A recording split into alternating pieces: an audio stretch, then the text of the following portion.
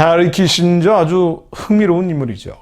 음모론에서 자주 인용되는 이른바 프리메이슨, 일루미나티, 딥스테이트의 상징적 인물이다라고도 거명이 되곤 하는데요. 이 키신저 전 미국 국무부 장관이 지난 5월 23일 스위스 다보스에서 열린 세계 경제 포럼에서 특이한 얘기를 했죠.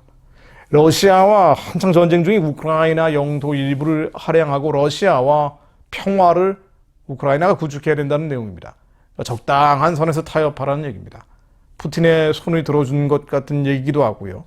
우크라이나 측이 즉각 반발을 했죠. 침략한 것은 러시아인데 왜 우리가 땅을 떼어주고 러시아와 타협하느냐, 이런 반발입니다. 근데 왜 키신저가 이런 발언을 했는지 참 의아하기도 합니다. 말씀드린 것처럼 음모론의 통상적인 소재로 인용되는 사람이 바로 키신저인데요. 근데 이런 음모론적인 해석을 떠나서 국제관계에서 키신저는 항상 세력 균형을 추구하는 인물로 잘 알려져 있습니다.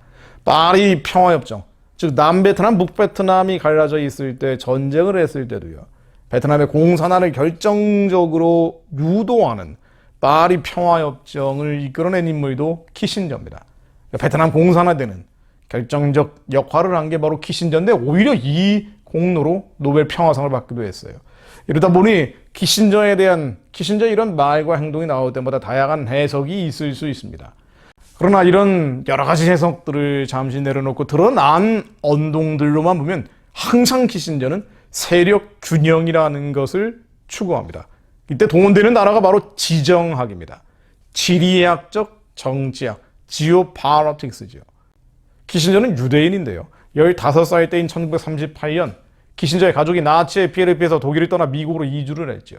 키신저가 태어나서 자란 곳은 독일 지정학, 이 지오파로틱스의 내부인 카를 하우스호퍼라는 인물이 주로 활동했던 바이에른주입니다. 나치의 팽창주의를 이론적으로 뒷받침했던 게 바로 이 지정학인데요. 독일의 지정학 아주 유명하죠. 나치 패전 후에 지정학이라는 단어 자체가 금기시됐습니다. 그런데 이 독일의 지정학의 검은 역사를 누구보다 잘 아는 키신저가 지정학이라는 용어를 대중화시키죠. 1968년 11월 닉슨 미국 대통령의 국가안보보좌관이 돼서요, 그가 연설과 저술에서 지정학이라는 단어를 사용하도록 이끌어낸 사람이 바로 키신저입니다. 신문과 잡지에도 이런 단어들이 자주 등장하게 됐죠. 특히 저서 백악관 시절이라는 책에서 이 단어가 60여 차례나 나온다고 합니다. 또 미국의 소련에 대한 봉쇄 정책이 지나치게 군사적이고 과도하게 이념적이라고 비판을 하면서요, 지정학적으로, 지리정치학적으로 세력 균형을 통해서 소련을 제어하는 게 바람직하다. 항상 세력 균형이에요. 이들이 얘기하는 것은 장기판의 체스처럼 여러 나라들을 조종을 하면서 균형을 이루어야 된다고 주장을 하거든요. 이게 바로 지정학적인 핵심적인 키워드지요. 이 지정학적으로 소련과 너무 군사적으로, 이념적으로 대치하지 말고 균형을 추구하라고 권고를 하죠. 그 대표적 사례가 1972년 미국-중국 관계 정상화입니다. 당시 키신저는 지정학적으로 소련이 중국을 지배하거나 혹은 중국이 소련 쪽으로 기우는 것은 미국의 이익에 반한다라고 얘기하면서 중국과의 관계를 정상화하라고 권면을 하고, 또 실제 이게 역사에서 현실이 됐죠. 미국과 중국이 연대해서 소련을 견제하는 구도로 만들려는 겁니다. 당시 냉전 상황이었기 때문에 소련으로서는 큰 전략적 손실이었고요, 미국으로서는 엄청난 수확인 것 같았지만, 다시 이후부터 미국이 중국을 전폭적으로 지지해준 결과 지금 중국의 팽창을 이끌어냈다고 볼 수 있습니다. 자, 이번 다보스 포럼의 키신저 발언을 다시 들여다보면요, 그가 말한 요지는 이렇습니다. 러시아가 400년 동안 유럽의 일부였고 유럽은 세력 균형의 한 축이었다고 이야기를 하면서 나온 건데요. 결국 러시아가 중국과 항구적인 동맹이 되지 않아야 한다. 즉 러시아 중국이 지금 밀착이 되고 있죠. 자, 이런 것들을 경계를 하면서 서방 측은 러시아의 이런 역할을 복원시켜야 한다는 겁니다. 러시아를 서방 측으로 끌어오기 위해서는 우크라이나를 일정 부분 떼주라라고 주장을 하는 겁니다. 키신저의 인식은요, 중국을 미국과 서방 측의 최대 위협이라는 걸 전제하고 있고요, 과거의 소련을 견제하기 위해서 중국을 미국 편으로 끌어들였던 전략을 이제는 뒤집어서 중국을 견제하기 위해서 러시아를 서방 측이 끌어안아야 된다고 보는 겁니다. 50년 전 중국과 대땅트를 통해서 소련의 세력을 약화시켰던 키신저가 이제는 무섭게 굴기하고 있다 그러죠. 일어나고 있는 중국을 견제하기 위해서 러시아를 포용해야 된다는 겁니다. 음모론적 시각에서 해석하면은 도대체 이런 말들이 왜 나오는지 더 복잡해지는데요. 사실 음모론적인 시각들이 맞을 때도 있지만 맞지 않을 때도 있죠. 드러나는 걸 가지고 크로스 체킹, 서로 교차 확인하면서 이해할 수밖에 없는데 키신저는 세력 균형입니다. 전 세계적인 균형을 추구하겠다. 그러면서 이익을 극대화하겠다는 거예요. 자, 그런데 문제는 말이죠. 자, 그런데요. 키신저의 이런 말과 행동이 우리와 동떨어져 있는 먼 나라 얘기가 아닌 것이요. 제가 옷을 받고 입고 나왔습니다. 좀 첨언을 해보려고 합니다. 한반도 문제에 키신저가 언급을 하기 때문이죠. 한반도에서는 뭐라 그랬냐면 평화협정 맺으라 그랬어요. 한반도 평화협정. 국내적으로 보면 연방제 통일을 국제적으로 보면 평화체제라고 부르지 않습니까? 즉 남북한이 준점을 하는 거죠. 영구분단입니다. 영구분단입니다. 북한 체제가 망해야 되는데 끝내야 되는데 이미 끝나고 망할 상황이 됐는데 끝나지 않고 망하지 않게 하는 겁니다. 그것을 국내에서는 연방제, 국제적으로는 평화체제라고 부르는 거죠. 근데 사실은 이 연방제 평화체제라는 것은 베트남 사례에서 볼 수 있듯이 적화 통일의 전 단계라고 봐도 크게 틀린 말은 아닙니다. 연방제나 평화협정이 적화 통일이라고 얘기하는 것은 조금 무리한 해석일 수 있습니다만은 베트남에서 볼 수 있듯이 파리 평화협정을 맺고 나서 공산화돼 버렸잖아요. 마치 남베트남에 있던 북베트남 세력에 의해서 베트남 전체가 공산화돼 버렸던 것처럼 이 연방제가 돼 버리면은요. 평화체제가 돼 버리면 남한에 있는 친북 세력에 의해서 한반도 전체가 공산화될 수 있는 거죠. 그만큼 위험한데도 불구하고 키신저는 이 연방제 국제 버전인 평화협정을 맺으라고 계속 주장해 왔습니다. 북한의 김계관 같은 인물들하고 계속 접촉하면서 언론에 흘려왔죠. 자, 그런데 이들이 생각하는 건 뭔가 아니에요. 세력 균형이에요. 언제나 이들은 세력 균형입니다. 큰 사고가 나지 않게 하라는 거예요. 큰 분쟁이 나지 않게 하라는 겁니다. 자, 그런데 이게 실제로 가능해질 수 있는 게요. 이런 키신저식 발상들이 실제가 되기 쉬운 게 바로 핵무기 때문입니다. 5년 뒤에 북한의 핵무기가 200개가 넘어가 버리면은 그때는 정말 이런 상황이 키신저가 얘기했던 평화협정이 될 수 있어요. 북한의 핵무기는 더 이상 통제가 안 되기 때문에 어떻게 하겠느냐. 저 체제를 무너뜨릴 수 없고 압박 체제 봉쇄한다고 해서 더 큰 문제가 생길 수 있다. 미국의 위협이 되지 않느냐라고 주장을 하죠. 미국의 기득권 세력들이 말입니다. 그래서 타협하라는 거예요. 협상하라는 겁니다. 외교적인 해결책을 도모하라는 겁니다. 그래서 나오는 게 평화협정이라는 거예요. 그리고 북한은 핵무기를 지금 가지고 있는 핵무기를 확산하지 않고 즉 군축을 하면서 점점 줄여나가면서 그 대신에 북한에게는 평화협정을 주겠다는 거예요.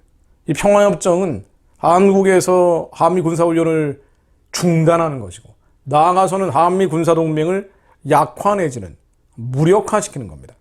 주한미군이 있긴 있으되 상징적 존재로 있는 거예요. 이게 바로 평화협정입니다.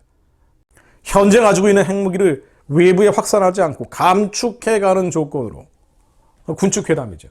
그 대가로 평화협정을 맺으라는 겁니다. 키신저류가 하는 얘기들이 항상 이런 얘기예요. 근데 이런 현실주의자라고 얘기하는 타협론자들, 사실은 세속주의자들이죠. 이들의 얘기가 5년 뒤면 정말 현실이 될 수 있다는 거예요. 이런 면에서 섬뜩한 일입니다. 키신저 같은 자들의 얘기가 한반도에 그대로 적용될 수 있는 겁니다. 평화협정으로 가버릴 수도 있는 겁니다. 근데 이게 진정한 평화가 아닌 게 북한의 핵무기가 걔네들이 핵무기를 폐기하겠습니까? 군축한다고 말은 하면서 영변인 원전으로 몇 개 부셔버리고 쇼를 하겠죠. 그 대신에 연방제로 남북이 묶이고 평화협정으로 평화체제로 남북이 국제적인 공인을 받게 되면 그 다음부터는 한국은 사실상의 적화 단계로 들어갈 수도 있습니다. 그럼 교회는 어떻게 되겠냐는 거예요. 교회는 무너져 가겠죠. 해체돼 갈 겁니다. 이게 큰 문제입니다. 진짜 키신저의 말이 한반도에서 현실이 돼버린다면 교회는 추수 불가의 상황이 될 수 있습니다. 그러다가 말이죠. 그러다가 북한이 진짜 핵무기를 안 없앴어요. 안 없앴습니다. 얘네들 봐라 또 쇼하네. 그때는 미국이 베트남에 대한 접근 방식과 한반도에 대한 접근 방식이 달라질 수도 있습니다. 그때 무력을 쓸 수도 있어요. 연방제 평화협정으로 가다가 연방제 평화체제로 가다가 안 되면 그때는 무력을 쓸 수도 있습니다. 오래된 무기들 다 쏟아붓는 거죠. 한반도에 말이죠. 어차피 자기들 나라도 아니니까. 그래서 이 평화협정의 반대, 이 동전의 뒷면은 전쟁입니다. 결국 키신저의 방식으로 한반도가 흘러간다는 것은 적화 아니면 전쟁이에요. 적화 아니면 전쟁입니다. 이 결론이 이겁니다. 적화 아니면 전쟁입니다. 근데 적화가 되든 전쟁이 나든 북한이 전쟁으로 무너져 버리세요. 무너진다고 생각해 보십시오. 북한이 전쟁으로 무너진다고 생각해 보십시오. 북한만 망하겠습니까? 남한도 같이 불구덩이 속으로 들어가는 거예요. 만약에 북한이 평화적으로 무너져야 되는데 압박제재 봉쇄를 하면서 평화적으로 안에서 무너져야 되는데 내파, 터모일이 일어나야 되는데 그게 아니라 전쟁으로 무너져 버리면요. 정말 그 후유증이 어마어마할 겁니다. 그 적화도 안 되고 전쟁도 안 되는 거예요. 그리고 키신저가 하는 이 세력 균형이라는 거, 한반도 세력 균형이라는 것은 적화 아니면 전쟁을 불러온다는 겁니다. 근데 적화되면 교회는 사실상 해체 단계로 들어가겠죠. 전쟁이 나도 사실상 치명적인 타격을 받게 됩니다. 그러니까 적화든 전쟁이든 교회로서는 심장에 비수가 꽂히는 거예요. 한민족 교회는 치명적 내상을 입게 된다는 겁니다. 근데 지금 이대로 가면은 적화 아니면 전쟁으로 가는 거예요. 결국은. 우리는 세력 균형이라고 착각을 하지만 핵무기 때문에 그 세력 균형 불가능하다고요. 말은 연방제 통일이라는 표현을 쓰고 평화협정이라는 표현을 쓰지만 이거는 다 거짓말이라는 겁니다. 사실상의 적화나 실질적인 전쟁으로 가는 거라는 겁니다. 키신저 류가 하는 얘기를 이 땅에 속한 자들, 세상에 속한 자들이 하는 짓이 항상 그런 거라는 거예요. 그러므로 교회가 분별을 해야 됩니다. 더 늦기 전에 북한 체제가 평화적으로 붕괴돼야 돼. 평화적으로 와야 되는데 이것 말고 이것보다 더 절박한 기도의 제목이 어디 있습니까? 이 나라와 민족을 향한 더 절박한 기도의 제목이 어디냐고요. 그러므로 북한의 우상숭배 체제가 평화적으로 무너지라고 기도해야 됩니다. 북한의 우상숭배 체제가 평화적으로 와해되라고 기도해야 돼요. 말씀을 선포합니다. 여호와는 죽이기도 하시고 살리기도 하시며 음부에 내리기도 하시고 물리기도 하시는도다. 여호와는 가난하게도 하시고 부하게도 하시며 낮추기도 하시고 높이기도 하시는도다. 가난한 자를 진토에서 일으키시며 빈핍한 자를 거름더미에서 드사 귀족들과 함께 앉게 하시며 영광의 위를 차지하게 하시는도다. 땅의 기둥들은 여호와의 것이라 여호와께서 세계를 그 위에 세우셨도다. 그가 그 거룩한 자들의 발을 지키실 것이요 악인으로 흑암 중에 잠잠케 하시리니 힘으로는 이길 사람이 없음이로다. 여호와를 대적하는 자는 산산이 깨어질 것이라. 하늘 우레로 그들을 치시리로다. 하나님 여호와를 대적하는 자들, 한반도에 여호와를 대적하는 자들, 남북한 주체 사상파를 예수의 이름으로 망하게 하옵소서. 주체 사상 성공은 예수의 이름으로 완전히 무너지게 하옵소서. 여호와께서 땅끝까지 심판을 베푸시고 자기 왕에게 힘을 주시며 자기의 기름 부음을 받은 자의 뿔을 높이시리로다 아니라는 말씀이 응하게 하사 여호와를 경외하는 자, 두려워하는 자가 이 나라 민족의 지도자들로 일어나게 하옵소서. 하나님 여호와를 대적하는 북한 정권은 평화적으로 속히 무너지게 하옵소서. 적화도 안 됩니다. 전쟁도 안 됩니다. 적화 전쟁으로 교회가 무너지는 일이 없게 하시고 하나님 교회들이 더 늦기 전에 북한의 우상숭배 체제가 평화적으로 무너질 수 있도록 기도하게 하옵소서. 예수 그리스도 이름으로 기도드립니다. 아멘.